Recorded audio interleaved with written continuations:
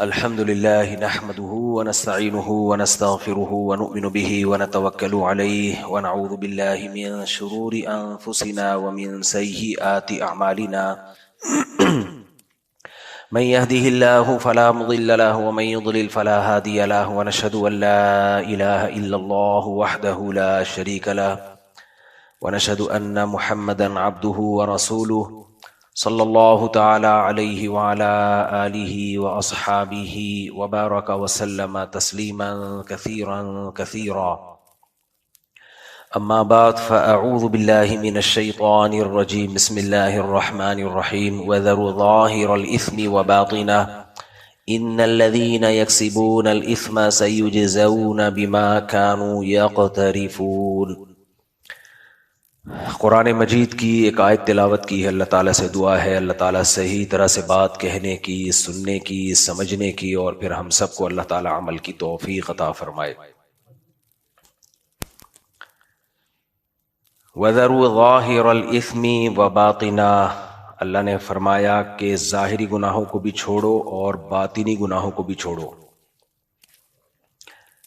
ان الذین یکسبون الاثم، اس لیے کہ جو لوگ بھی گناہ کماتے ہیں، سیجزون بما كانوا یقترفون، تو جو کچھ کر رہے ہیں اس کا عنقریب ان کو بدلہ دیا جائے گا، سزا ملے گی اس کی۔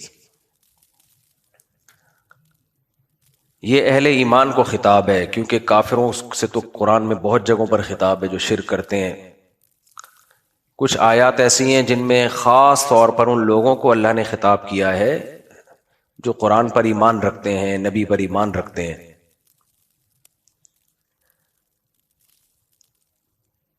صحیح بخاری میں ایک تابعی کا واقعہ ہے کہ وہ لوگوں کو اللہ کے عذاب سے ڈرایا کرتے تھے، تو کسی نے کہا کہ آپ ڈراتے کیوں ہیں، آپ خوشخبریاں کیوں نہیں سناتے؟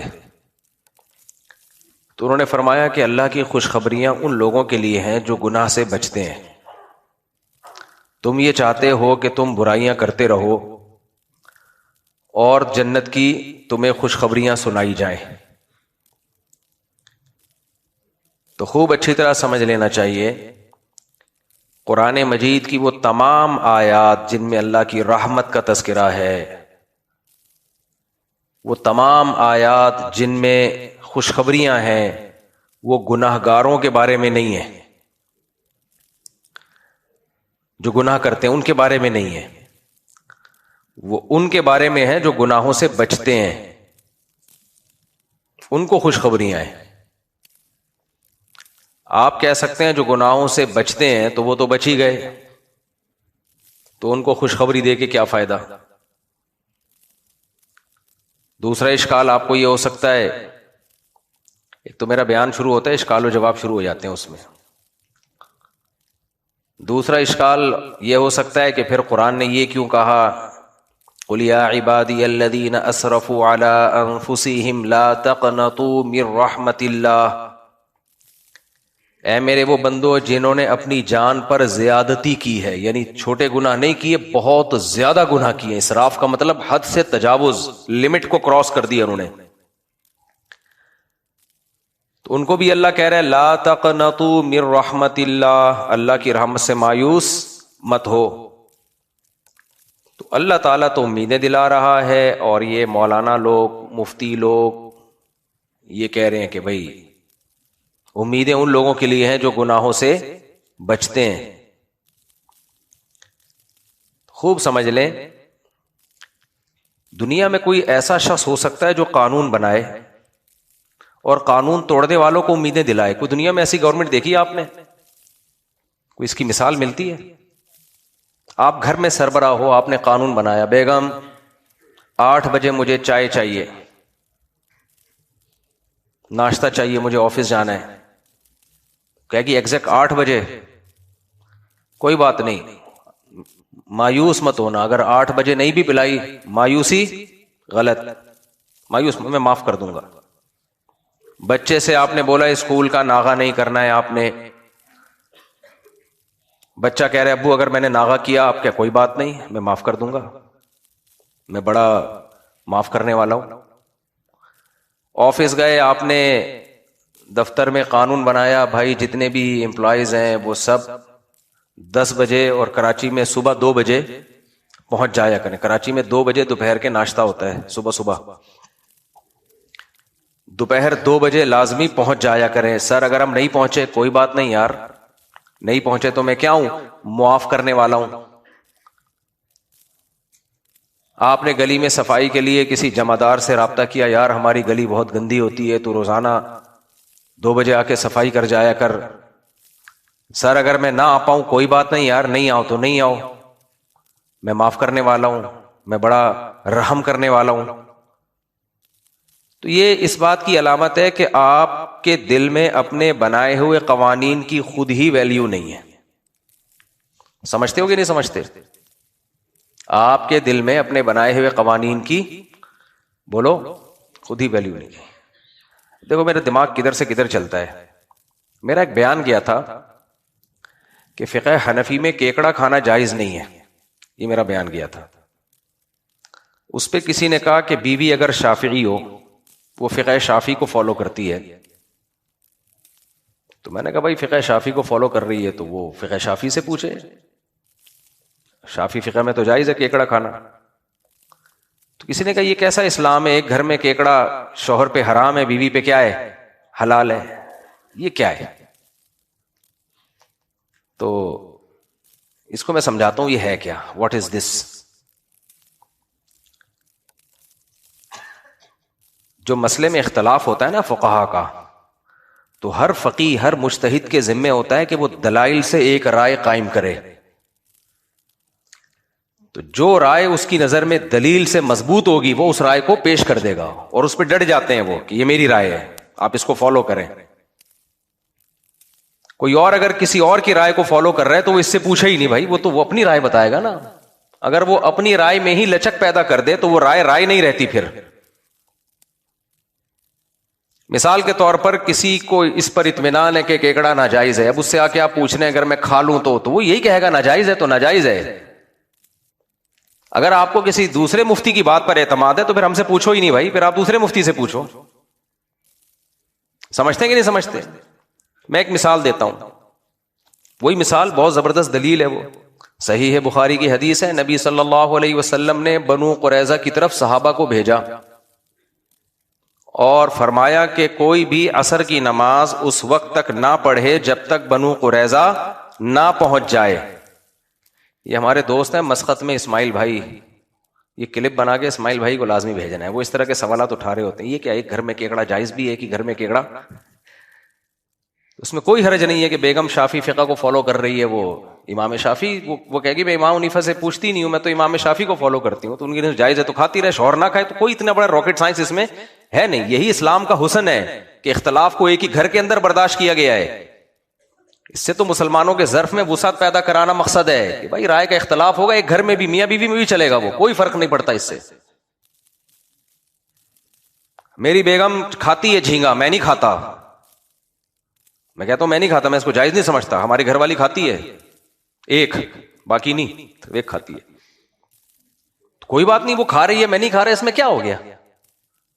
وہ مفتی تقی عثمانی صاحب کے فتوے کو فالو کرتی ہے, انہوں نے جائز لکھا ہے, تو آپ کون ہوتے روکنے والے. میں نے کہا ٹھیک ہے بھائی, میں کیسے اس کو روکوں, حضرت مفتی تقی صاحب کا فتویٰ غلط ہے, میں کیسے روکوں. لیکن مجھے پتا ہے دلیل کے لحاظ سے فقہ حنفی میں جھینگے کی گنجائش نہیں ملتی, اور میں کہتا ہوں ایک فقہ کو فالو کرو بھائی, یہ پینترے نہیں بدلو. میں اس عمل کو جائز نہیں سمجھتا کہ کبھی کیکڑا کھانے کے لیے شافعی بنے ہوئے ہیں اور جب ادھر آسانی ملی تو حنفی بنے ہوئے ہیں, ادھر آسانی ملی تو مالکی بنے ہوئے ہیں. یہ جائز نہیں ہے, اس کو کسی نے بھی جائز نہیں لکھا ہے. امت کی خیر اسی میں ہے کہ آپ کے موافق سواء وافق غرضہ ام لا, آپ جب کسی رائے کو فالو کرتے ہیں وہ آپ کے فیور میں جا رہی ہے یا نہیں جا رہی, اس سے غرض نہیں ہونا چاہیے, فالو کرنا پڑے گا آپ کو اس کو. اسماعیل بھائی نے ایک دفعہ سوال پوچھا تھا مجھ سے, مسقط والے, وہ بیچارے سعودیوں میں رہ کے نا عجیب سے ہو گئے ہیں نہ حنفی رہے ہیں نہ سلفی رہے ہیں, عجیب سی چیز بنتے جا رہے ہیں. میں ان سے کہہ رہا ہوں آپ تو ٹھیک ہو, آپ کی اولاد کا کیا ہوگا, آپ تو ٹھیک ہو, آپ کے بچے ایک اسٹیپ اور آگے جائیں گے, پھر ان کے بچے 2 اسٹیپ اور آگے. دیکھو ہم 600 سال سے اگر حنفی ہیں تو 600 سال سے ایک ہی ٹریک پہ چلے آ رہے ہیں, 600 نہیں 1200 سال سے, اس میں تبدیلی نہیں ہے.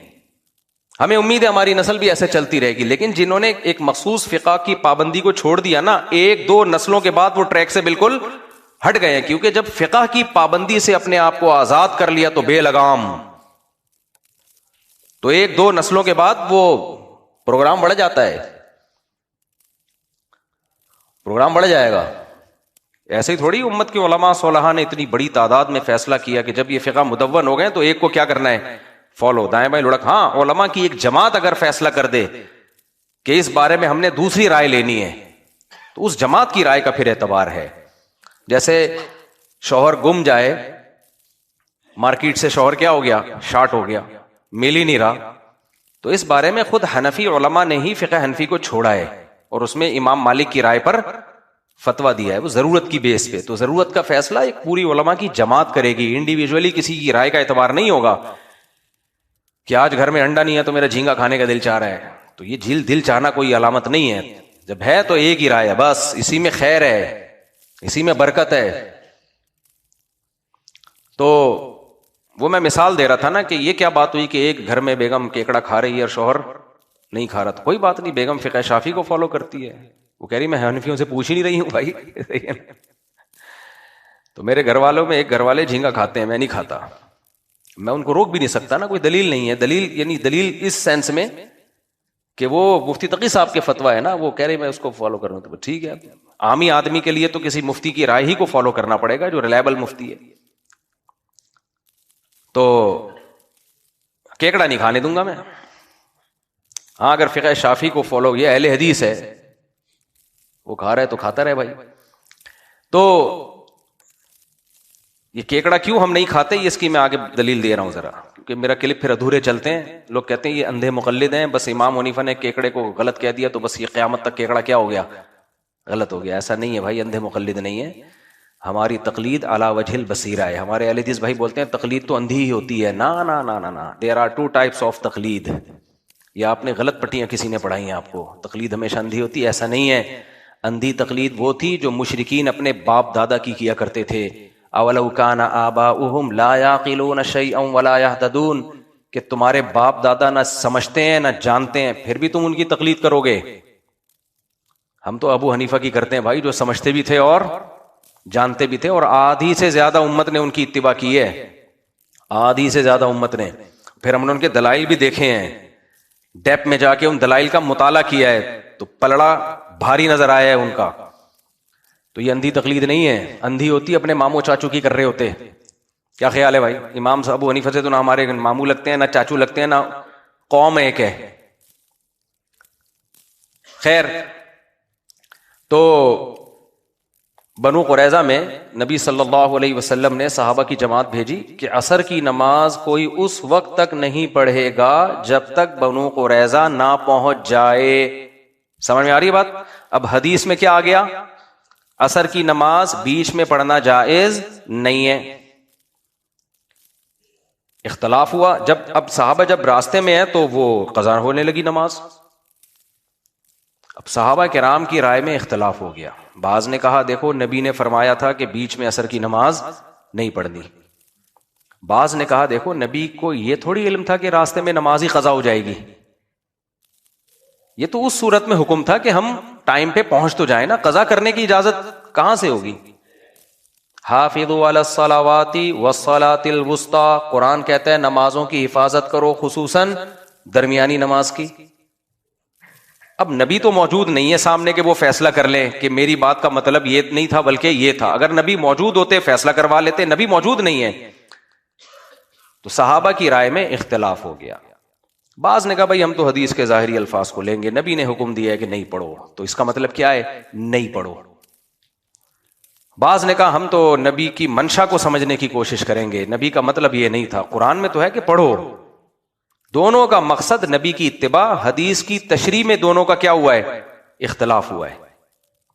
جب تشریح میں اختلاف ہوا، ایک ہی جگہ پر کچھ پڑھ رہے ہیں کچھ نہیں پڑھ رہے، تو اسماعیل بھائی کیکڑے سے بڑا اختلاف تو نماز کا ہے، کیا خیال ہے؟ ایک گھر میں اگر بیگم کیکڑا کھا رہی ہے، میاں کیکڑا نہیں کھا رہا، اس سے زیادہ بڑا اختلاف یہ ہے کہ ایک ہی لوکیشن پہ عصر کی نماز میں یہ نہیں کہ ایک رفع الیدین کر رہا ہے ایک نہیں کر رہا، نہ ایک پڑھ رہا ہے اور ایک نہیں پڑھ رہا، یہ زیادہ بڑا اختلاف ہے. نماز کی کیفیت میں بھی اختلاف نہیں ہے کہ ایک رکوع ایسے کر رہے ایک ایسے کر رہے، سب ایک جیسی نماز. اتنا بڑا اختلاف کہ پڑھنی ہے کہ نہیں پڑھنی ہے. اب کوئی فتنہ پرست ہو تو وہ بولے یہ دیکھو صحابہ کو دیکھو ایک دوسرے کے پیچھے نماز نہیں پڑھ رہے، وہ اثر پڑھ رہے ہیں، وہ کہنے نہیں، دونوں کا دعویٰ ہے کہ نبی کو فالو کرتے ہیں، لیکن آپ دیکھو یار ان کو دیکھو یار. اور اثر تمام نمازوں میں سب سے زیادہ امپورٹنٹ نماز ہے، کیونکہ اللہ نے 5 نمازوں کے پڑھنے کا حکم دیا لیکن اثر کی الگ سے تاکید کی ہے. تو پتہ چلتا ہے کہ 5 نمازوں میں سب سے زیادہ فضیلت کس نماز کی ہے؟ اسماعیل بھائی کو اسماعیل تو آئے گی انشاءاللہ. اثر کی نماز کی ہے سب سے زیادہ فضیلت، یعنی اہمیت. حدیث میں آتا ہے جس کی اثر کی نماز چھوٹ گئی ایسے جیسے سب کچھ چھین لیا گیا اس سے. اتنی بڑی اسلام کی، اور اسلام میں عبادات میں سب سے اہم عبادت نماز، اور اس میں بھی سب سے اہم اثر، اور اس میں بھی نماز کی کیفیت نہیں کہ 2 پڑھنی ہے 4 پڑھنی ہے، پڑھنی ہے کہ نہیں پڑھنی ہے. صحابہ کی 2 جماعتیں بنی ہیں، ایک نے پڑھی اور ایک نے نہیں پڑھی. کیکڑے سے بڑا اختلاف ہے یا نہیں ہے؟ کیا خیال ہے بھائی؟ ایک ہی جگہ پہ پڑھی بھی جا رہی. تو یہ اسلام اصل میں تربیت دے رہا ہے کہ مسلمانوں تھوڑا سا ظرف کیا کر لو، بڑا کر لو، اپنی رائے دوسرے پہ تھوپنے کی کوشش کائنڈلی مت کرو. ایک ہی جگہ پہ صحابہ میں بھی ہو سکتا ہے. تو جب یہ لشکر واپس لوٹا ہے، نبی کو پتا چلا، نبی نے کسی فریق کو ملامت نہیں کی. نبی نے یہ نہیں کہا یہ کیا، ابھی میں دنیا میں ہوں اور تم نے لڑنا شروع کر دیا آپس میں. صحابہ کہیں گے ہم نے لڑے تھوڑی ہیں، ہم تو جس رائے پر جس نے عمل کیا، جس نے جو بہتر سمجھا اس رائے پر عمل کر لیا. اسی وجہ سے نبی نے ملامت نہیں کی کہ جس کو جو رائے سمجھ میں آئی اس نے عمل کیا، لڑے نہیں. ہمارا مسئلہ یہ ہے کہ جس کو جو رائے سمجھ میں آ رہی ہے وہ دوسرے پہ تھوپ رہا ہے. اختلاف تو صحابہ میں ہوا ہے، بڑے مسائل میں ہوا ہے. تو ہمارا کیکڑے کا اختلاف تو بہت ہلکی چیز ہے میرے بھائی. سمجھتے ہوگے نہیں سمجھتے؟ تو ایک گھر میں ہو سکتا ہے کیکڑا کھانے والا بھی اور نہ کھانے والا بھی، ٹھیک ہے نا، کوئی اس نے پرابلم کی بات نہیں ہے. آپ کٹا کٹ کھائیں ایک نہ کھائے. یہ جو ہم کٹا کٹ کھاتے ہیں نا، حناف حنفی، جو یہ والا کٹا کٹ کی بات نہیں کر رہا، یہ تو سبھی کھاتے ہیں. ایک وہ کٹا کٹ ہوتے ہیں جو حنفی نہیں کھاتے باقی کھاتے ہیں، وہ والے کٹا کٹ کہتے ہیں زیادہ مزے کے ہوتے ہیں. تو کہتے ہیں اہل حدیث تو جائز، کہتے ہیں پھر اہل حدیث سے پوچھ لے بھائی، ہم سے کیوں پوچھ رہے ہیں. تو ہم تو وہی بتائیں گے جو ہمیں، اور جس کو ہم پہ اعتماد ہے پھر وہ ہم سے پوچھے گا. جو ہمیں بیوقوف سمجھتے ہیں نہ پوچھے ہم سے. تو سارا اسلام ہم پہ اکیلے پہ تھوڑی اترا ہے، ہم نے کب کہا ہے. لیکن ہم کہتے ہیں آج کے اسکالر کو فالو ہی نہیں کرو بھائی، مجتہدین کو فالو کرو یار، مجتہدین کو فالو کرو. خیر، تو اختلاف ہوا نا صحابہ کرام کا، اس لیے کوئی حرج نہیں ہے اس میں. اچھا، اسماعیل بھائی ایک دلیل یہ دیتے ہیں کہ نبی صلی اللہ علیہ وسلم کی صحیح حدیث ہے کہ نبی صلی اللہ علیہ وسلم کو جب بھی 2 مشکل معاملات میں ابتلا ہوتا تھا، اختار ایسرہما، آپ اس میں آسانی کو ترجیح دیتے تھے. تو جب حضرات فقہا کا آپس میں اختلاف ہوگا تو جو قول آسان ہوگا ہم وہ والا لے لیں گے. تو اسماعیل بھائی جواباً عرض یہ ہے کہ آپ نے یہ والی حدیث تو دیکھی، دوسری حدیث نہیں دیکھی کہ الحلال بین والحرام بین، حلال بھی واضح ہے حرام بھی واضح ہے، اور ان کے درمیان کچھ چیزیں ہیں جو مشتبہ ہیں. تو جو مشتبہات کو چھوڑ دے گا وہ خالص حرام سے بھی بچے گا، اور جو مشتبہات میں پڑے گا وہ حرام میں بھی پڑ جائے گا.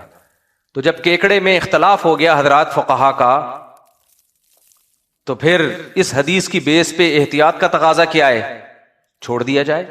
تو جس مسئلے میں فقہا میں اختلاف ہوگا تو اس میں پھر آپ وہ رائے کو لیں جس میں احتیاط زیادہ ہے.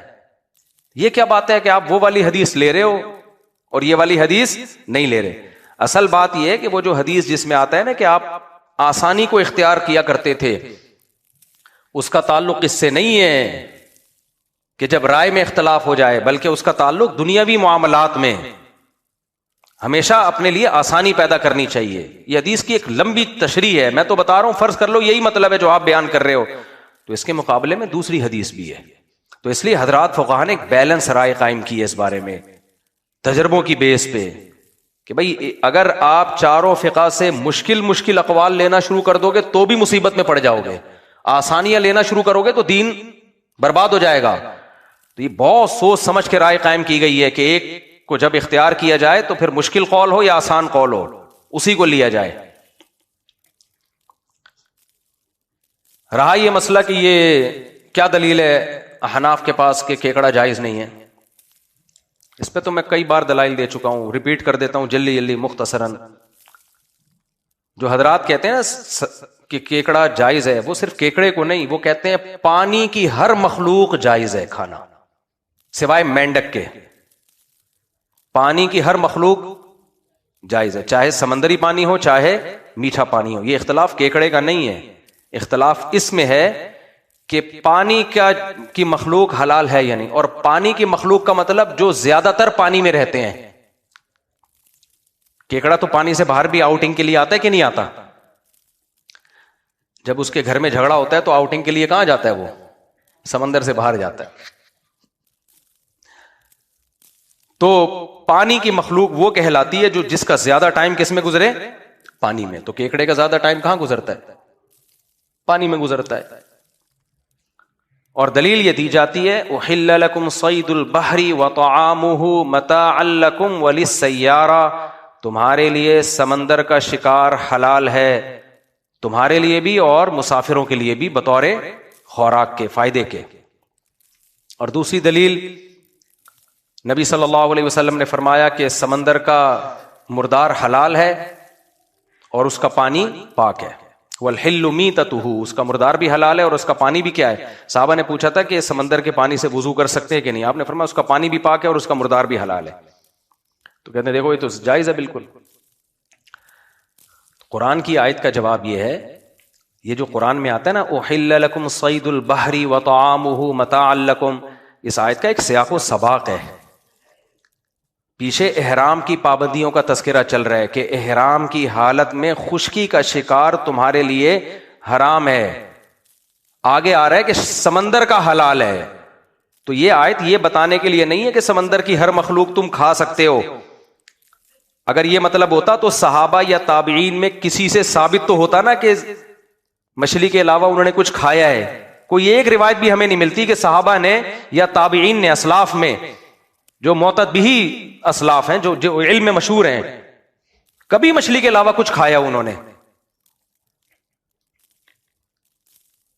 تو اس آیت کا مطلب یہ ہے کہ احرام کی حالت میں جو شکار پر پابندی ہے ان پابندیوں کا اطلاق خشکی کے شکار پہ ہوتا ہے، پانی کے شکار پر نہیں ہوتا.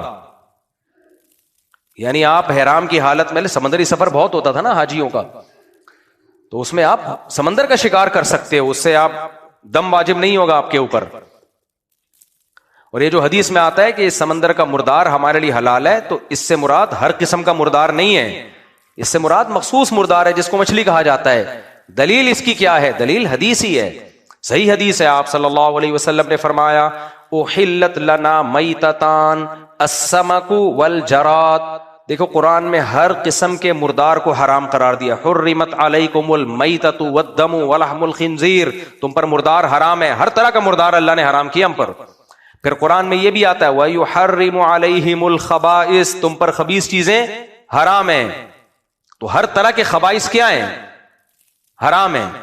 سمندر کی مخلوق کو علی الاطلاق جائز قرار دے دیا جائے تو ایسی ایسی چیزیں نکلتی ہیں کہ چائنیز بھی نہیں کھائیں، وہ گورے تو کھاتے ہی نہیں ہیں، گورے نہیں کھاتے وہ چیزیں، چائنیز بھی نہیں کھائیں گے. تو اہل اسلام کیسے کھائیں گے جو اتنے، جن کی تباہی میں اتنی پاکیزگی ہے، جو جانور بھی، حلال جانور بھی ذبح کیے بغیر نہیں کھاتے کہ گندگی نکل جائے. تو وَيُحَرِّمُ عَلَيْهِمُ الْخَبَائِث.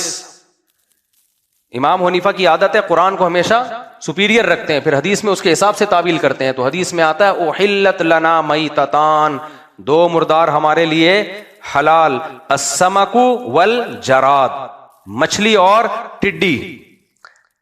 پھر دیکھو قرآن جب خشکی کے جانوروں کا تذکرہ کرتا ہے نعمت کے طور پہ تمہارے لیے حلال ہیں، پرندوں کے گوشت کا تذکرہ کرے گا.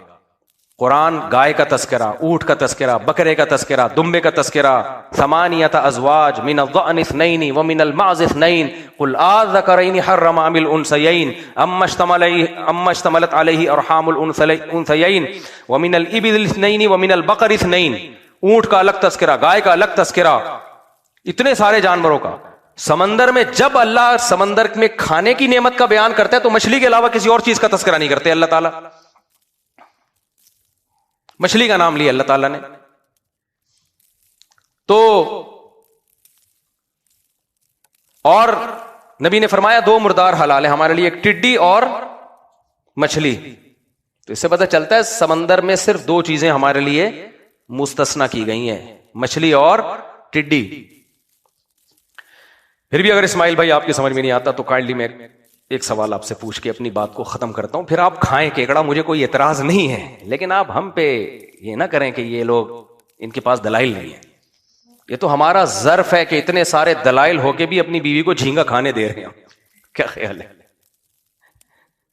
اتنے سارے دلائل ہو کے بھی. تو اگر آپ پھر اس کے قائل ہیں نا کہ تمہارے لیے سمندر کی مخلوق حلال ہے, تو پھر ہر مخلوق حلال ہے سوائے مینڈک. مینڈک مستثنا ہے حدیث میں. مستثنا کا مطلب یہ کہ مینڈک کے بارے میں تو صراحت ملتی ہے کہ ناجائز ہے وہ. تو اسی سے پتہ چلتا ہے کہ اگر قرآن کی آیت کو علی الاطلاق لیا جائے کہ سمندر کی ہر مخلوق حلال ہے, تو پھر مینڈک بھی حلال ہونا چاہیے. لیکن مینڈک کا بارے میں تو چونکہ پوچھ لیا تھا نبی سے سوال, تو اس لیے آپ نے فرمایا حرام ہے. تو اسی لیے فرمایا کہ وہ مچھلی کے علاوہ میں آتا ہے. تو اگر ہر مخلوق حرام ہے, حلال ہے نا, تو قرآن کہتا ہے خبائث تم پر کیا ہیں؟ حرام ہے. تو ان خبائث میں مگرمچھ بھی ہے, ان خبائث میں کچھوا بھی ہے. سمندری کچھوا, دریائی کچھوا, مگرمچھ, سمندری دریائی مگرمچھ, یہ سب زیادہ ٹائم پانی میں گزارتے ہیں. تو میں تو ساؤتھ افریقہ کے جنگلوں میں رہا ہوں, افریقہ کے جنگلوں میں مگرمچھ کے قریب ہی ہمارا کیمپ تھا. ترستے تھے کبھی تو ہمیں اپنی زیارت کرا دے, ہم اتنی دور سے ٹکٹ کرا کے آئے ہوئے ہیں. اندر ہی پڑا رہتا ہے وہ, تھوڑی دیر کے لیے نکلتا ہے بس, پھر اندر. تو پھر مگرمچھ بھی حلال ہے. پھر مگرمچھ کے انڈے بھی کیا ہیں؟ پھر گورنمنٹ کو چاہیے مگرمچھ کے انڈوں کی فارمنگ کرے. کبھی آپ مگرمچھ کے انڈوں سے بچے نکلتے ہوئے دیکھ لو, آپ بولو گے بھائی یہ حلال نہیں ہو سکتا, چھپکلی ٹائپ کی چیز ہے وہ. چائنا والے تو کھاتے ہیں آج تک, تو ہم ان پہ اعتراض کرتے رہے. اسی وجہ سے بعض فقہا نے یہ لکھ دیا ہے کہ یہ حلال ہے. وجہ اس کی یہ تھی کہ ان کو اب جب ایک قول انہوں نے لیا تو انہوں نے کہا جب سمندر کی مخلوق حلال ہے, پانی کی مخلوق, تو پھر مگرمچھ اور کچھوے بھی حلال ہیں. بعض سلفی علماء کا یہ فتویٰ موجود ہے. تو پھر صرف بات جھینگے یا کیکڑے تک رکے گی نہیں, پھر اس پہ بحث نہ کیا کریں کہ کیکڑا جائز ہے یا نہیں, پھر مگرمچھ اور کچھوے کے انڈوں پہ بات کیا کریں. میرا خیال ہے اس سے زیادہ وہ تو گورا نہیں کھاتا انگریز. اچھا, جو حلال و حرام سے متعلق تعلیمات ہیں نا کھانے پینے کی, وہ اہل کتاب میں مشترک ہیں. اسلام, یہودی اور عیسائی, ان میں کیا ہیں؟ مشترک ہیں, سوائے چربی کے جو اللہ نے یہودیوں پہ حرام قرار دی تھی. آپ گوروں کی تاریخ پڑھو, جب تک یہ اہل کتاب تھے یہ بھی سمندر کی مخلوق میں یہ چیزیں نہیں کھاتے تھے یہ, اور اب تک نہیں کھاتے گورے کچھوے وچھوے, اللہ ماشاءاللہ کوئی بہت ہی ماڈرن ہو گیا ہو. جو چیز انگریز نہیں کھا رہا وہ آپ کیسے اسلام میں حلال کر سکتے ہو؟ میں تھائی لینڈ گیا ہوں, وہاں مگرمچھ کا گوشت کھایا جاتا ہے, عجیب سی کراہت آتی ہے, یار یہ درندہ آپ کیسے کھا رہے ہو؟ آپ کہہ سکتے ہو چونکہ درندہ ہے, بھائی پانی کی مخلوق ہے نا, تو پھر یہ فرق کرو, پانی کا درندہ حلال ہے وہ حلال, پھر شارک مچھلی بھی حرام ہو جائے گی, وہ بھی شکار کر کے کھاتی ہے. اس لیے امام صاحب نے ایک بہترین بات کر دی, بھائی مچھلی جو مچھلی ہوگی کھا لو, باقی اسے کیا کرو؟ اوائڈ کرو. تو یہ قول ایسا ہے کہ جو ایک مضبوط بنیادوں پہ قائم ہے, جو چل سکتا ہے. باقی جھینگے کی جہاں تک بات ہے, حضرت مفتی تقی عثمانی صاحب جائز کہتے ہیں. وہ اس لیے کہتے ہیں کہ وہ کہتے ہیں مچھلی کی قسم میں داخل ہے. اب میں تو چھوٹا آدمی, مفتی تقی صاحب سے میں تو نہیں اختلاف کر سکتا, میں بڑے کی طرف اختلاف کو منسوب کروں گا. مولانا یوسف جہان بھی شہید رحمۃ اللہ علیہ, اسی طرح حضرت مفتی رشید احمد صاحب رحمہ اللہ تعالیٰ, وہ فرمایا کرتے تھے کہ جھینگا کو لغت میں لکھا ہوا ہے مچھلی, جس پہ حضرت مفتی تقی عثمانی صاحب نے استدلال کیا کہ دیکھو ڈکشنری میں اس کو مچھلی کہا گیا ہے. تو حضرت فرماتے تھے کہ ڈکشنری کا اعتبار نہیں ہے, عوام اس کو مچھلی سمجھتی بھی ہے کہ نہیں سمجھتی. آپ کسی سے کہیں کہ مچھلی لے کر آؤ تو کبھی بھی جھینگا نہیں لے کر آئے گا وہ.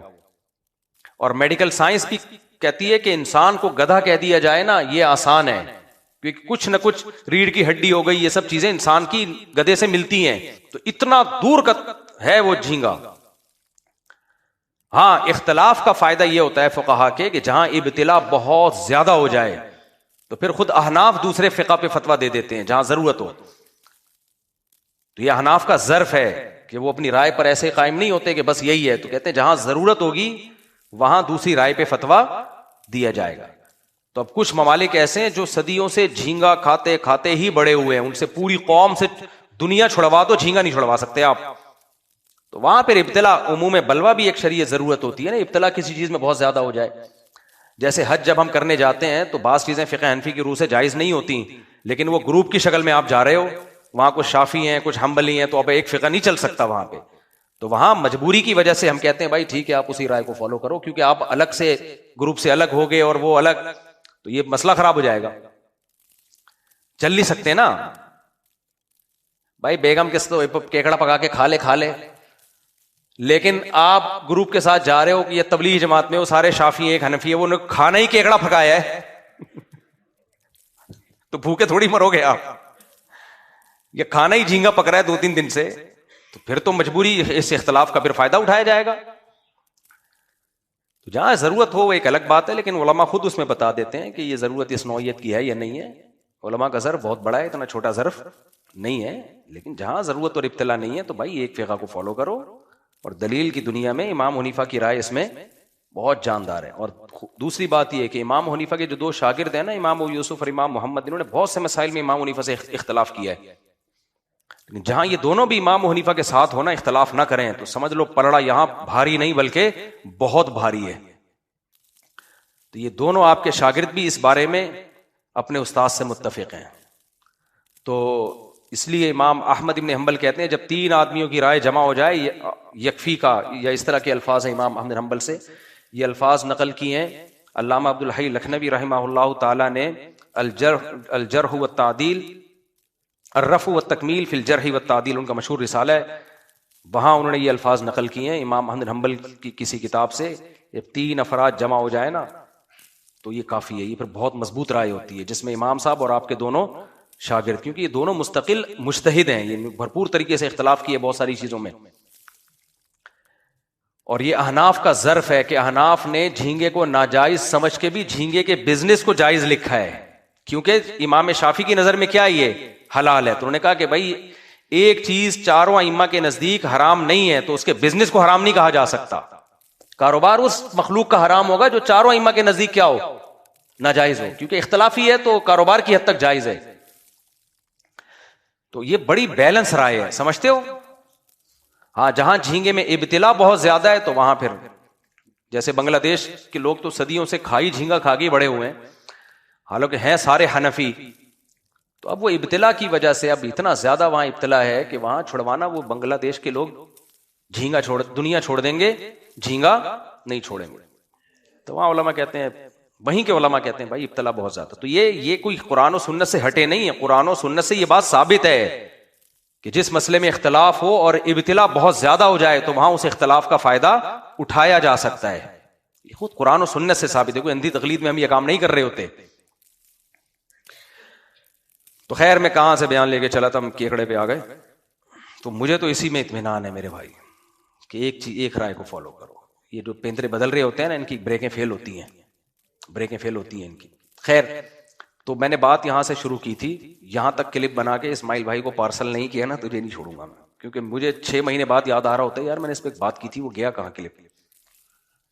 ٹھیک ہے, یہ آپ کے ذمے ہے. تو اور اسماعیل بھائی کو بھیجنا میرے ذمے ہے.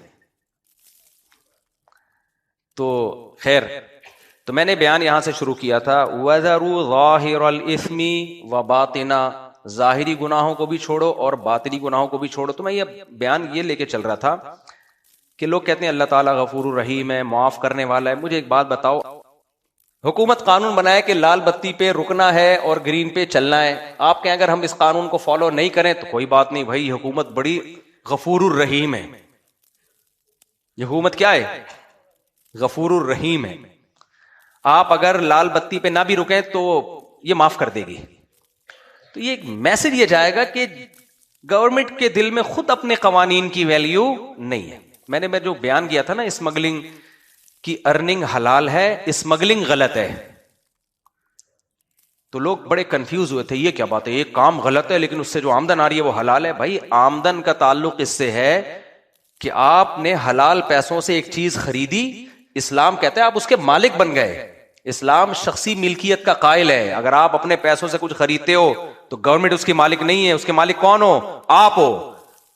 اصل میں حکومتوں نے آج انسانوں کو حکومتوں کا غلام بنا دیا ہے اور لیبل یہ لگایا ہم آزاد کر رہے ہیں. آزاد تھوڑی کر رہے ہیں، تو غلام بنا رہے ہیں. حکومت کا کام صرف مینجمنٹ ہے. مینجمنٹ کسے کہتے ہیں؟ جو اپنے ارننگ سے جو کما رہا ہے وہ اس کا 100% مالک ہے. حکومت کا کام ہے اس کے مال کی حفاظت کا قانون بنائے کہ کوئی اس کو چوری نہ کرے، چوری کرتا ہے تو ہاتھ کٹے اس کا. اور اجتماعی ضرورتوں کے لیے اگر کچھ پیسے چاہیے تو سب سے کلیکٹ کرے. مثال کے طور پر ایک گلی میں سب لوگ رہتے ہیں، اب گلی کی سڑک ٹوٹ گئی ہے تو سڑک تو پھر ان گلی کے لوگوں کے پیسوں سے بنے گی نا، تو اتنا پیسہ انتظامیہ لے سکتی ہے جتنا گلی کی سڑک میں ضروری ہے، اس سے زیادہ 1 روپیہ نہیں. اگر لیا تو واپس کرنا پڑے گا. تبھی تو اسلام میں مالی جرمانہ جائز نہیں ہے. چاروں ائمہ کے نزدیک مالی جرمانہ ناجائز ہے اسلام میں. کیوں؟ لا یحل مال امرئ مسلم الا بطیب نفس منہ، کسی کا مال اس کی پرمیشن کے بغیر حلال نہیں ہے. اور قرآن نے کہا کہ صرف تجارت کے ذریعے، ملازمت کے ذریعے تم کسی کا مال تمہارے لیے حلال ہوتا ہے، معاہدہ ہوا ہے آپ کا. آج پوری دنیا میں جو عجیب ظالمانہ نظام ہے، ایک آدمی کی تنخواہ 40 لاکھ روپے، تنخواہ اس کی ہے 90 لاکھ روپے اور 40 لاکھ ٹیکس میں کٹ رہا ہے. ابے میں نے کہا یہ آزادی ہے یار. دنیا میں مجھے ایک بات بتاؤ، بڑے بڑے غنڈوں نے بھی حکومت کی ہے، وہ بھی ایک دفعہ بندوق رکھ کے آپ کی جیب سے پیسے لے کے چلے گئے نا. ایک صاحب آئے، میرے لاکر سے 80 لاکھ چوری ہو گئے. میں کہتا ہوں اگر تم کسی انگریز کے کنٹری میں ہوتے، ہر مہینے 40 لاکھ تمہارے بینک سے چوری ہوتے. اس پہ تم خوش ہوتے کہ میں بلیک منی کو کیا کر رہا ہوں؟ وائٹ. دھندا ہے میرے بھائی، دھندا ہے یہ. کافر میں کبھی کوئی خیر نہیں ہے. ان لوگوں نے دنیا کو کنٹرول کرنے کے لیے، انسانوں کی مال کو اپنے قبضے میں لینے کے لیے قوانین بنائے اور اچھے اچھے الفاظ، تمہارا جو منی ہے وہ بلیک ہے یا وائٹ ہے، اور جو ٹیکس دیتا ہے تو اس کا پیسہ جو ہے وائٹ ہو گیا، تو ٹیکس لے کے آپ کا پیسہ تو بلیک ہو گیا نا. آپ کس بیس پہ لے رہے ہو؟ صرف اتنا لیا جا سکتا ہے جتنا پبلک کو شدید ضرورت ہو. شدید ضرورت کسے کہتے ہیں؟ جو اجتماعی مفاد کی، جیسے ڈیفنس ہے، بھائی فوج پہ پیسہ خرچ ہوگا، پولیس ہے، عدلیہ ہے، یہ حکومت کے، کیونکہ جج ہمارے لیے بٹھایا ہوا ہے نا، اگرچہ نہیں بٹھایا ہوا لیکن ہمارے لیے. پھر وہی جمعے کا دن ہے کہ بھائی جب کوئی مسئلہ ہوگا تو پھٹا ہوگا تو ان لوگوں کے مسئلے حل کرنے کے لیے. تو جتنا ضرورت ہے اتنا، اس سے زیادہ کی اجازت نہیں ہے. آپ باہر ملکوں میں جاؤ، اتنا ٹیکس، اور پبلک کہتی ہے، اتنا بیوقوف بنایا ہوا پبلک کو، کہتے ہیں ہر چیز فری ہے. میں جب گورے کے میں نام نہیں لیتا ملک کا، میں گیا ایک کنٹری میں تو انہوں نے کہا مفتی صاحب یہ پاکستان نہیں ہے، یہاں سب کیا ہے؟ فری. بڑا انسپائر ہوا ہم کہ یار ہمارا تو کچھ بھی فری نہیں ہے یار. ہماری تو مرغی فری میں انڈے نہیں دیتی. ایک دن ہم اپنی گائے کو کم چارہ ڈالیں نا، رلاتی ہے دودھ میں. تو تمہارے سب کچھ فری یار. بڑا اسکول کی تعلیم فری، علاج فری. بڑا متاثر ہوا میں. تو ہمارے ایک دوست تھے، وہ کسی فضائی جہازوں کی کمپنی میں بڑی اچھی پوسٹ پہ تھے. میں نے کہا آپ کی تنخواہ، انہوں نے ڈالر میں بتائی تو پاکستانی 80 لاکھ، 1 کروڑ کے قریب بن رہے تھے. اب تو زیادہ ہو گئی ہوگی. میں نے کہا ماشاء اللہ یار زبردست، ویل ڈن. کہتے ہیں ملتے نہیں ہیں اتنے.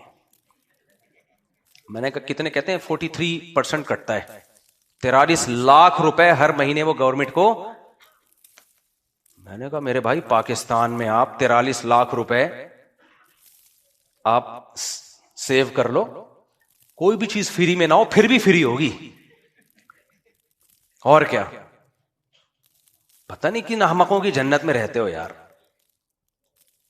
ہاں وہ اس پہ خوش ہیں کہ اتنا کچھ ہو کے بھی ہمیں وہ 60 لاکھ میں بھی ہمارا جو ہے نا وہ گزارا ہو جاتا ہے، اچھا گزارا ہو جاتا ہے، یعنی 43% ٹیکس کٹتا ہے. گزارا تو ہوگا جب گورنمنٹ مالداروں سے 43% ٹیکس لے لے کے. اب دیکھو عجیب حساب کتاب ہے یار. حکومت کہتی ہے ہم آپ کے بوڑھے والدین کی کیئر کرتے ہیں اولڈ ہوم میں. تم کیا کر رہے ہو؟ تم کمبخت ہو، تم اپنی جیب سے کر رہے ہو. اس بڈھے نے بیچارے نے ساری زندگی ٹیکس دیا ہے اور اس کو تم اولڈ ہاؤس میں کیرم بورڈ کھلا رہے ہو، ڈبو کھلا رہے ہو اس کو اولڈ ہاؤس میں. اتنا بھاری بھرکم ٹیکس لے کے ریٹرن میں یہ دے رہے ہو تم اس کو. اسلام نے یہ نہیں کہہ دیا کہ بھائی وہ ٹیکس نہ دے، جتنا بنتا ہے وہ تو دیں، میں اس کا مخالف نہیں ہوں، کچھ تو بنتا ہے.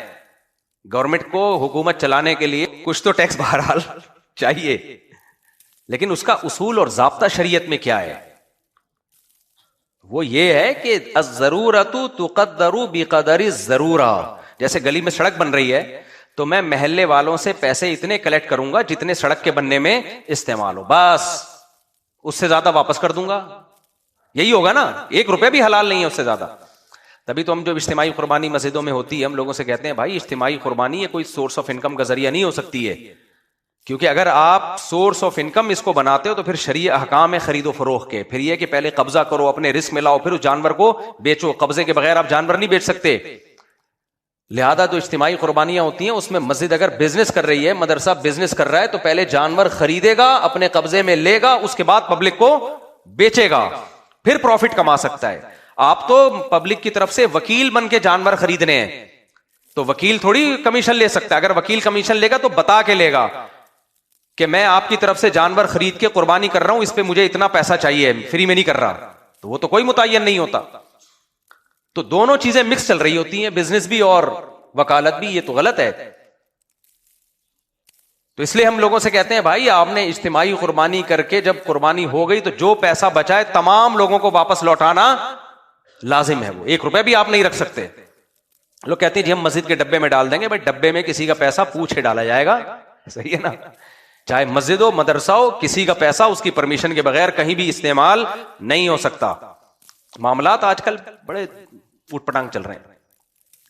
تو ٹیکس کا بھی یہی مسئلہ ہے کہ بوقت ضرورت بقدر ضرورت، بس اس سے زیادہ نہیں ہے.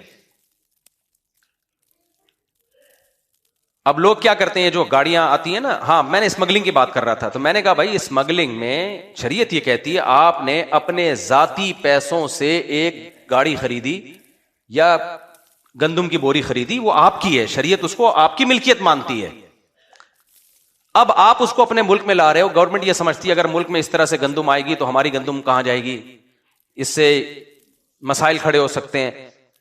ٹھیک ہے قانون بنایا جا سکتا ہے کہ بھائی اس سے جو ہے نا اجتماعی طور پر ملک کی معیشت کو نقصان ہو. بول تو اس قانون پہ بھی بہت سارے تحفظات ہیں، لیکن خیر میں اس بحث میں نہیں جاتا. لیکن ہم فرض کر لیتے ہیں کہ ہوتا ہو ایسا فائدہ ہوگا اس میں. گاڑیوں کے بارے میں کہا جاتا ہے اگر ہم آنے دے دیں تو کراچی کے سڑکوں پہ تو جگہ ہی نہیں ہوگی چلنے کی. جب چلنے کی جگہ نہیں ہوگی نا، دیکھو اصول پتہ ہے کیا ہے، شریعت نبی صلی اللہ علیہ وسلم نے فرمایا دعوا الناس، تجارت میں لوگوں کو اپنے حال پہ چھوڑ دو. یرزق اللہ بعضهم ببعض، اللہ ایک دوسرے سے سب کو روزی دے گا، سب کی ایک دوسرے سے ضرورتیں پوری کرے گا اللہ تعالیٰ. اور صحابہ نے پوچھا یا رسول اللہ ہم چیزوں کی قیمتیں متعین کریں، آپ نے فرمایا ان اللہ هو المسعر، چیزوں کی قیمتیں اللہ متعین کرتا ہے. جب ایک چیز بہت زیادہ ہوتی ہے تو اس کی طلب خود بخود کم ہوتی ہے، وہ چیزیں خود بخود سستی ہوتی ہیں. روڈ پہ جب جگہ نہیں ہوگی تو کون گاڑی خرید کے چلائے گا بھائی، کہیں گے ہٹاؤ یا پھر دوسرے سڑکیں بناؤ نا اگر جگہ نہیں ہے. ایک گاڑی 1 لاکھ روپے کی یعنی 1 کروڑ روپے کی گاڑی ہے، وہ ہمیں کتنے کی مل رہی ہوتی ہے؟ 3-3.5 کروڑ کی مل رہی ہوتی ہے. ہوگی خیر میں گورنمنٹ کے معاملات میں ٹانگ نہیں اڑاتا، لیکن کھوپڑی میں آنے والی چیزیں ہیں نہیں ہے. آپ اتنا ٹیکس لے رہے ہو تو، اور پھر چلو لے لیا یار لگاؤ تو صحیح. اب دیکھو ہماری گورنمنٹ نے ماشاءاللہ کتنا اچھا کام کیا، آن لائن وہ کیمرے لگا دیے ہیں، جو بھی غیر قانونی کام کرے گا فوراً اس کو پینلٹی لگ کے آ جائے گی. سیل بیلٹ نہیں ہے پینلٹی لگ کے آ گئی. بہت اچھا ماشاءاللہ. دبئی والا کیا خیال ہے؟ تو سڑکیں کون سی ہیں؟ سڑکیں آپ کی جو چل رہی ہیں وہ ہیں آپ کی، کسی جنگل میں بھی ایسے کھڈے نہیں ہوتے. جب آپ نے لوگوں سے پیسہ کمانے کا جو آپ کا طریقہ ہے وہ آپ کس کو فالو کر رہے ہیں؟ دبئی کو. تو مزہ نہیں آئے گا, مزہ نہیں آئے گا. سندھ حکومت بہت اچھی سڑکیں بنا دیتی, جو فیسلٹیز لوگوں کو دینی ہے وہ دے دیتی, پھر کلیکشن کرتی. ہم کہتے کوئی بات نہیں یار, ہم سے لیا جا رہا ہے, ہم پہ ہی لگ رہا ہے. گٹر کے ڈھکن تک تو میں نے ابھی خود لگوائے ہیں, ڈھکن میں نے خود لگوائے ہیں. اپنی گلی میں ہمارے 2 گٹر کھلے ہوئے تھے, کتنے واقعات آ رہے ہیں نا, بچے گرے اور نکلے وہاں سے, تو بھی میں نے خود لگوائے, اور سیمنٹ سے لگوائے تاکہ ہیروئن نہ لے کے جائے اس کو, کیونکہ ہیروئن لے جاتے ہیں. ابھی بھی کریدرے ہوں گے ہیروئن اس کو لگے ہوں گے, روزانہ آ کے نا ایک ہتھوڑی مار کے جاتے ہوں گے, پتہ بھی نہ چلے, آخری دن پتہ چلے گا ڈھکن غائب. خیر, تو فری پھوکٹ کا کچھ بھی نہیں ہے, سب پیسے لیے جا رہے ہیں لوگوں سے, اور غاصبانہ پیسے ہیں, ناجائز پیسے ہیں. تو جو ناجائز پیسے ہیں تو پھر کہاں سے برکت ہوگی بھائی. تو میں یہ عرض کر رہا تھا کہ کوئی بھی قانون جب بنایا جاتا ہے تو اس قانون بنانے والا ہی اگر اس میں لچک پیدا کر دیا, تو میں فقہا کے اختلاف کی بھی مثال دے رہا تھا کہ مجتہد یا مفتی جب کوئی رائے دیتا ہے تو اس کا مطلب ہوتا ہے یہ ٹھیک ہے, جس کو وہ درست سمجھتا ہے وہ رائے بیان کرے گا. تو اس کی یہی ذمہ داری ہے, وہ یہ بتا دے گا کہ یہ جائز نہیں ہے بس. تو اگر آپ کو کسی اور مفتی کی رائے پر اعتماد ہے اس کو فالو کرو, لیکن خواہشات کی بیس پہ نہیں, علم اور تقوی کی بیس پہ, خواہشات کی بیس پہ نہیں. ورنہ تو آج کل مفتی مارکیٹ میں ہول سیل کے حساب سے ہیں. آپ کو اگر آپ نے 3 طلاق دین, آپ چاہتے ہو یہ 1 ہو تو بھی مفتی مل جائیں گے. آپ کی بیوی چاہتی ہے نہیں پوری 3 ہی ہو جائیں تو بھی مفتی مل جائیں گے آپ کو. بیوی کو آپ پسند نہیں ہو وہ 3 والا لے آئے گی. آپ چاہتے ہو یہ 3 دیے 1 بھی نہ ہو, یہ بھی مفتی مل جائیں گے آپ کو. 1 بھی نہیں, غامدی صاحب کہیں گے 1 بھی نہیں ہوئی ہے. آپ چاہتے ہو اگر میں 1 تو ہو کسی طریقے سے ٹھیک ہے, وہ بھی مل جائیں گے. جس پتھر اٹھاؤ گے نیچے سے مفتی نکلے گا, کوئی معیار نہیں ہے. ہر شاخ پہ الو بیٹھا ہے, انجام گلستان کیا ہوگا, یہ مارکیٹ میں چل رہا ہے. یہ دین تھوڑی ہے, تو دین کے ساتھ مذاق ہے بھائی. تو خیر میں یہ کر رہا تھا کہ دیکھو جب بھی کوئی قانون بنایا جاتا ہے, قانون بنانے والا ہی پہلے سے کہہ دیں نہیں وہ مرضی کر رہا ہے. تو جب دنیا میں ایسا نہیں ہے, لوگ اس کو بیوقوف اور احمق کہتے ہیں, اس باس کو احمق سمجھا جائے گا. سر آپ کہہ رہے ہو 8 بجے آنا ضروری ہے, پھر جب آپ سے پوچھا جائے کہ ضروری اگر نہیں آئے تو کیا ہوگا, تو آپ کہیں گے کچھ بھی نہیں ہوگا, میں غفور رحیم ہوں. تو اس کا مطلب ضروری نہیں ہے پھر وہ.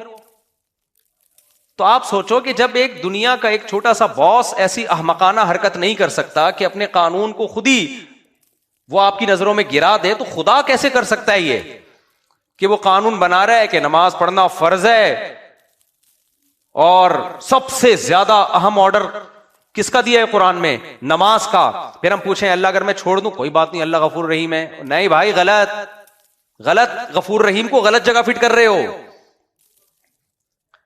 قرآن شروع یہاں سے ہوتا ہے, الذین یؤمنون بالغیب ویقیمون الصلاۃ. ایمان کی پہلی علامت غیب پر ایمان, وہ غیب جس کے برحق ہونے پر دلیل قائم ہے قرآن و سنت کی. اور اس کے بعد ایمان لانے کے بعد سب سے پہلا کام کیا کرتے ہیں, نماز پڑھتے نہیں ہیں, قائم کرتے ہیں. پڑھنے کا تو ذکر ہے ہی نہیں, قائم کا مطلب جماعت سے پورے خشوع و خضوع کے ساتھ, ٹرکانے والا کام نہیں. جو پڑھنے والے وہ بھی ہر آدمی اخپل طریقے سے پڑھ رہا ہے, اخپل طریقہ ہے ہر آدمی کا. میں کوئی ادھر پڑھ رہا ہے کوئی ادھر پڑھ رہا ہے. مسجد کی جماعت ہے بھائی, یہ مسجد کس سلسلے میں بنی ہے؟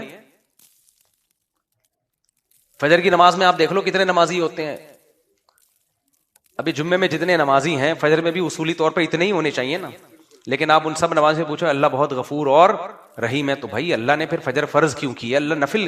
دیکھو اشراق کی نماز اگر ساری دنیا نہ پڑھے کوئی عذاب آئے گا؟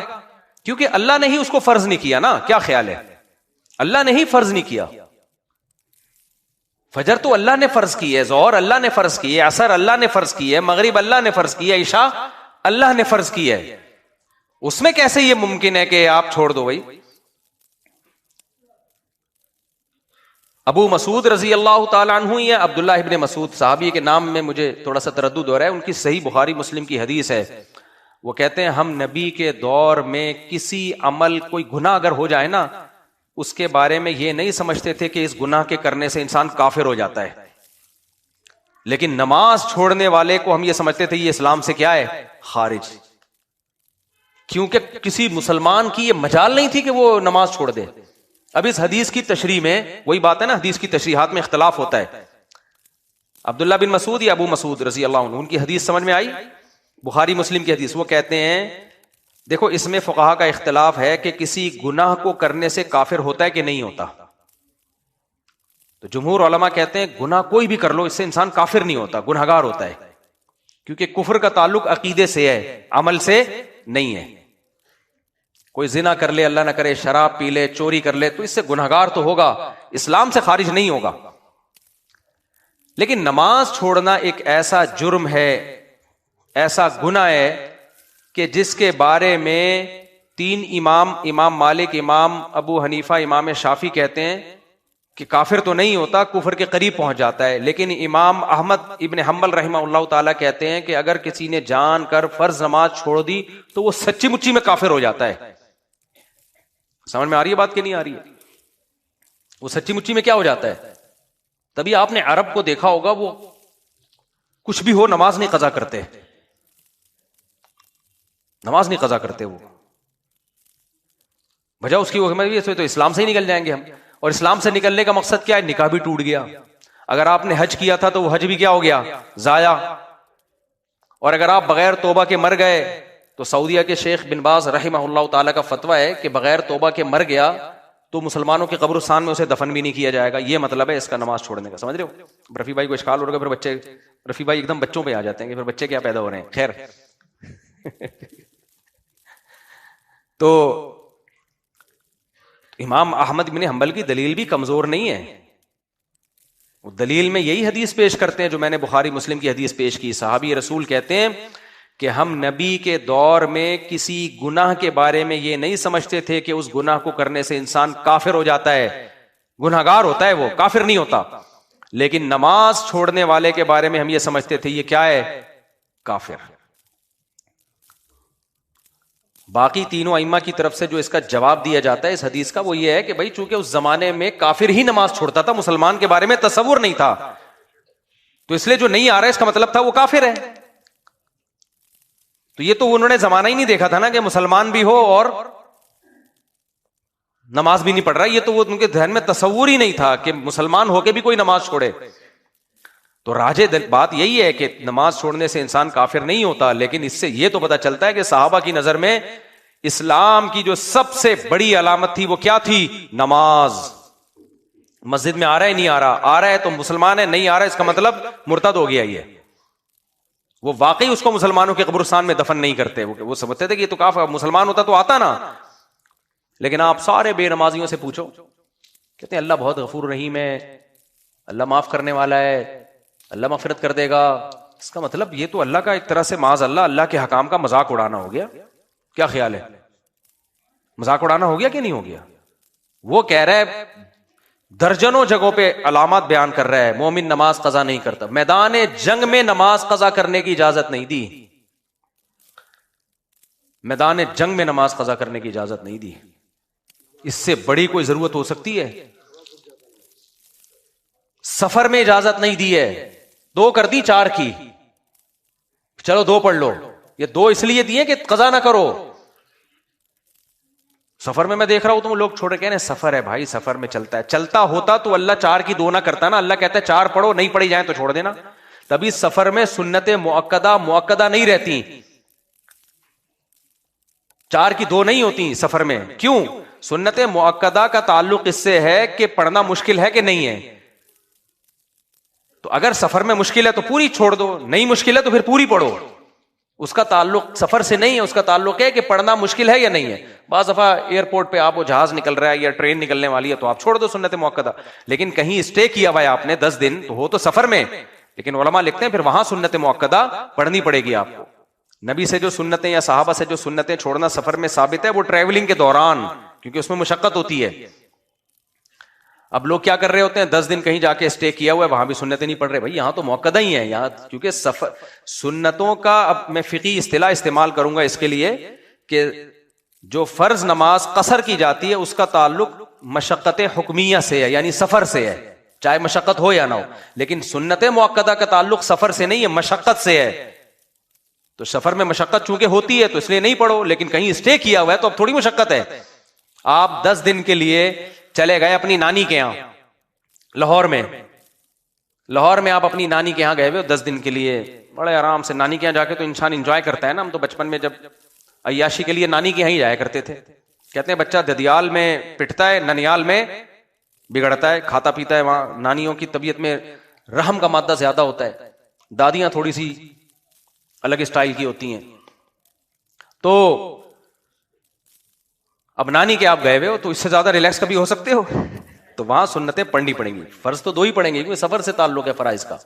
سنت موقدہ کا اس سے تعلق نہیں ہے کہ سفر ہے یا حضر، اس کا اس سے تعلق ہے کہ آپ کے لیے پڑھنا آسان ہے تو پڑھ لو، مشکل ہے تو چھوڑ دو. تبھی اللہ نے سنتیں 4 کی 2 نہیں کی ہیں، اس لیے کہ اس کو پوری سنتیں چھوڑنے کی آپ کو اجازت دی ہے. فرض کو چونکہ چھوڑنے کی اجازت نہیں ہے اس لیے اللہ نے 4 کی 2 کر دی ہیں کہ یہ میں نے خود تمہیں سہولت دے دی ہے تاکہ چھوڑنے کا عذر نہ رہے.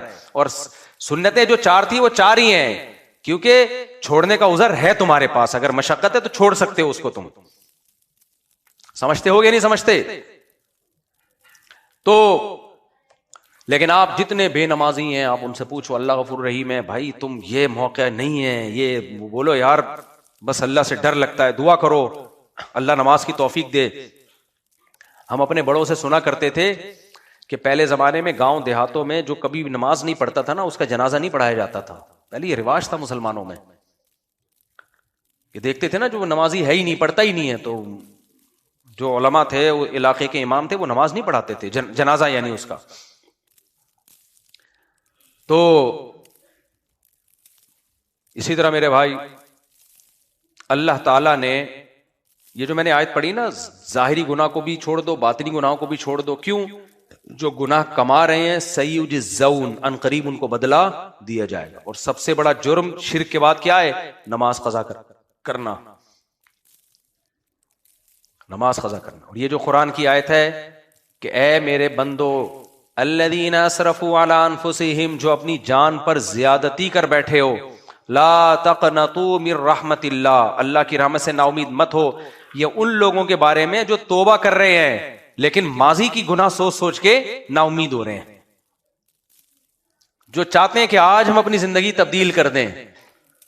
کیونکہ اس آیت کا شان نزول یہی ہے. کچھ کافر آئے نبی کے پاس کہ ہم نے تو اسلام کفر میں اتنے قتل کیے، اتنی بار زنا کیا، اب ہم اسلام قبول کر لیتے ہیں تو ہمارے تو اعمال میں اتنے گناہ ہیں، اتنے قتل ہیں، ان کا کیا ہوگا؟ تو اس پہ اللہ نے فرمایا آج تم اسلام قبول کر رہے ہو، توبہ کر رہے ہو تو اللہ کی رحمت سے مایوس مت ہو.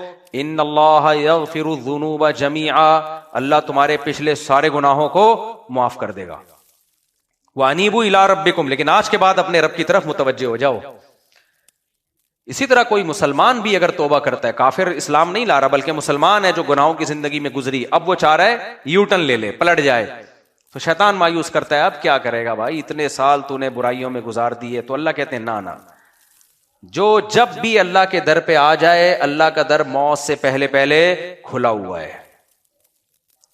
جو توبہ کر کے زندگی بدلنا چاہے اس کے لیے اللہ ارحم الراحمین بھی ہے، غفور اور رحیم بھی ہے. جو چاہتا ہی نہیں ہے تو میرے بھائی پھر یہ کہنا کہ اللہ معاف کر دے گا، یہ بڑی جرت اور دلیری کی بات ہے. اللہ نے تو نہیں کہا کہ میں معاف کر دوں گا. کوئی اللہ کا ایسا کوئی ایگریمنٹ. یہودی کہا کرتے تھے اپنے بارے میں، یہودی کہتے تھے ہم جہنم میں جائیں گے نہیں، اگر گئے تو تھوڑے دن کے لیے جائیں گے. لن تمسن النار الا ایاما معدودہ، اول تو جائیں گے نہیں، گئے تو تھوڑے دن کے لیے. کیوں بھائی؟ ہم تو اللہ کے ایک لاڈلے نبی موسیٰ علیہ السلام کی امتی ہیں. بھائی آج بھی ہمارے لوگ کیا کہتے ہیں؟ ہم تو محمد صلی اللہ علیہ وسلم کے امتی ہیں جن کا مقام تو موسیٰ کلیم اللہ سے بھی بلند ہے، تو ہم تو ایک اللہ کے لاڈلے نبی کے امتی ہیں، ہم تو بخشے بخشائے. نا نا نا نا میرے بھائی، تو یہ سارے اعمال تو ہمارے لیے اللہ نے نازل کیے ہیں. تو یہودی اسی زعم میں آ گئے تھے کہ ہم تو اللہ کے لاڈلے قوم ہیں، اللہ نے ہم موسیٰ بھیجے، داؤد بھیجے، سلیمان بھیجے، زکریا علیہ، یعنی جو بنی اسرائیل کے پہلے جتنے پیغمبر ہیں، جتنے پیغمبر یہودیوں میں آئے اتنے تو کسی میں نہیں آئے. تو اللہ نے فرمایا قل اتخذتم عند اللہ عہدا، تم جو کہتے ہو ہم تھوڑے اگر گئے تو تھوڑے دنوں کے لیے جائیں گے، تو اللہ نے کہا کہ اتخذتم عند اللہ عہدا، کیا اللہ نے تم سے کوئی ایگریمنٹ کیا ہے بھائی؟ آپ کہیں جاتے ہو کوئی چیز خریدنے کے لیے, آپ بولتے ہو مجھے تو تم یہ فری میں دو گے کیونکہ میں تمہارے چاچے کے پھپھے کے خالہ کا بیٹا ہوں. کہہ کہ بھائی میں نے کوئی اناؤنسمنٹ کی بھی ہے کہ جو میرے چاچے کے پھپھے کی خالہ کا بیٹا ہوگا اس کو یہ چیز فری میں ملے گی؟ کیا خیال ہے؟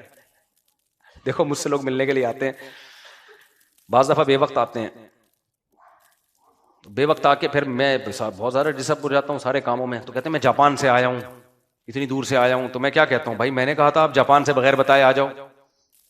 ایک بندہ جاپان سے آیا, ایک انگلستان سے آیا, ایک امریکہ سے آیا, اور سارا دن 10 بندے بھی آ گئے تو تیرا کیا ہوگا کالیا, خود سوچو آپ. پھر میں ان کو کہتا ہوں میں نہیں مل سکتا, تو پھر وہ کہتے ہیں دیکھو بد اخلاق ہیں. میرے ساتھ تو یہی ہو رہا ہے, تو ٹائم لے کے آیا کرو بھائی. اچھا رفیع بھائی کہہ رہے ہیں ٹائم سے رفیع بھائی کو یاد آیا کہ ٹائم ہو گیا ہے. ٹھیک ہے, اچھی بات ہے. تو بس جب بات کو میں سمیٹ کے ختم کرتا ہوں. دیکھو بھائی, اللہ نے قرآن میں کہہ دیا ہے زانی کی سزا دنیا میں 100 کوڑے اور پتھروں سے مار کے اگر شادی شدہ ہے تو رجم. اگر غفور الرحیم کا مطلب یہ ہوتا کہ اللہ بس ہے ہی کچھ, تو پھر چور کا ہاتھ کاٹنے کا حکم ہوتا. اتنی سخت سزا پوری دنیا میں کسی مذہب میں چور کی ہے جتنی سخت سزا اسلام کی, اسلام دے رہا ہے. کیوں؟ اسلام کو چور سے نفرت بہت ہے. چور کے بارے میں اسلام کے دل میں ہمدردی نہیں ہے, اور چور سے نفرت نہیں ہے. اصل میں چوری کو اسلام بہت بڑا جرم سمجھتا ہے. سمجھتے ہو؟ دیکھو 2 چیزیں انسان کے کیریکٹر کو خراب کرتی ہیں. کیریکٹر کی ڈیفینیشن کیا ہے؟ زبان, آپ کی زبان, اور مالی معاملات میں خیانت. جھوٹ بولنے والا کیریکٹر لیس ہوتا ہے, اور مالی خیانت چوری ہے نا. کیا خیال ہے؟ ان 2 چیزوں سے تو انسان کے کیریکٹر کا پتہ چلتا ہے نا. تبھی امریکہ میں قانون ہے نا, صدر اگر جھوٹ بول دے تو وہ اس کو صدارت سے, وہ نہیں, وہ ایک دفعہ کیس بن گیا تھا, صدر بش پہ بنا تھا میرا خیال ہے, کلنٹن پہ بنا تھا, اس کے بارے میں کیس ہو گیا تھا اس نے جھوٹ بولا ہے. حالانکہ کوئی اتنی بڑی بات نہیں تھی, لیکن بھی امریکہ کا صدر نے جھوٹ کیسے بول دیا, اتنا بڑا کیس بن گیا تھا, وہ بڑی مصیبت میں آ گیا تھا کہ بھئی آپ صدر ہو کے جھوٹ بول رہے ہو. تو جھوٹ, نبی صلی اللہ علیہ وسلم نے فرمایا کہ سب کچھ ہو سکتا ہے, مومن جھوٹ نہیں بول سکتا, جھوٹ نہیں بول سکتا. اور دوسری چیز کیا ہے؟ پیسوں کے معاملات میں آپ 2 نمبری, کسی کا پیسہ کھا رہے ہو آپ, یہ مسلمان نہیں کر سکتا. تبھی اسلام میں چوری کی سزا کیا ہے؟ ہاتھ کاٹ دو بھائی. 1 درہم کسی کا کھایا 40 دن نماز قبول نہیں ہوگی, کیونکہ ان چیزوں کا تعلق آپ کے کیریکٹر سے ہے, کردار سے ہے. ابو سفیان جب ہرقل کے سامنے بیٹھے تھے نا زمانے جاہلیت میں, ہرقل نے سامنے بٹھایا اور ابو سفیان کے لوگوں کو پیچھے بٹھایا, اور پھر نبی کے بارے میں پوچھا. ابو سفیان کہتا ہے خدا کی قسم میں جھوٹ بول دیتا, لیکن میں جو محمد صلی اللہ علیہ وسلم کے بارے میں پوچھا دشمنی کے باوجود میں نے سچ سچ اس لیے بتایا کہ مجھے قوم کے بارے میں خطرہ تھا, میں واپس جاؤں گا لوگ کہیں گے کہ عرب کا سردار ہو کے جھوٹ بول کے آیا ہے. مجبوراً سچ بولا ہے میں نے کہ اپنی عزت بچانے کے لیے, ورنہ وہ جب اسلام دشمن تھا تو نبی کی تعریف کیوں کرتے؟ وہ کہتے میں نے مجھے سچ بولنا پڑا کہ ایسا نہ ہو کہ میں جاؤں تو واپس یہ لوگ کیا بولے ہیں, عرب کا سردار ہے اور کیا کر رہا ہے, جھوٹ بول رہا ہے. تو اسلام میں میرے بھائی چور کا ہاتھ جو ہے نا, یہ چوری کو اسلام میں ہلکا جرم نہیں سمجھا گیا, چوری کو بڑا جرم سمجھا گیا ہے. تو آپ بتاؤ اگر اللہ تعالیٰ چور کے بارے میں بھی رحم والے جذبات رکھتے تو ہاتھ کاٹنے کا حکم دیتے ہیں بھائی؟ یہ جو ڈکیتیاں کرتے پھر رہے ہیں موبائل اسنیچنگ اور بندوق سے, لوگ بڑا ترس کھا رہے ہوتے ہیں, ہائے ہائے بیچارے کو موقع دو. میں کہتا ہوں نہیں, موقع دیا تو تم بڑے ظالم ہو گئے, کہ اسلام موقع نہیں دے رہا. ڈاکو کی سزا اسلام میں قرآن نے بیان کی ہے کہ چوک پہ لٹکا دو دایاں ہاتھ اور بایاں پاؤں کاٹ کے اس کو. اللہ کو ترس نہیں آ رہا, اللہ کو خودکشی کرنے والے پہ ترس نہیں آ رہا. ہم لوگ ترس کھا رہے ہوتے ہیں, ہائے بیچارے نے خودکشی کر لی, ہائے بیچارے نے یہ کر لیا, ہائے بیچارے نے. اور بھائی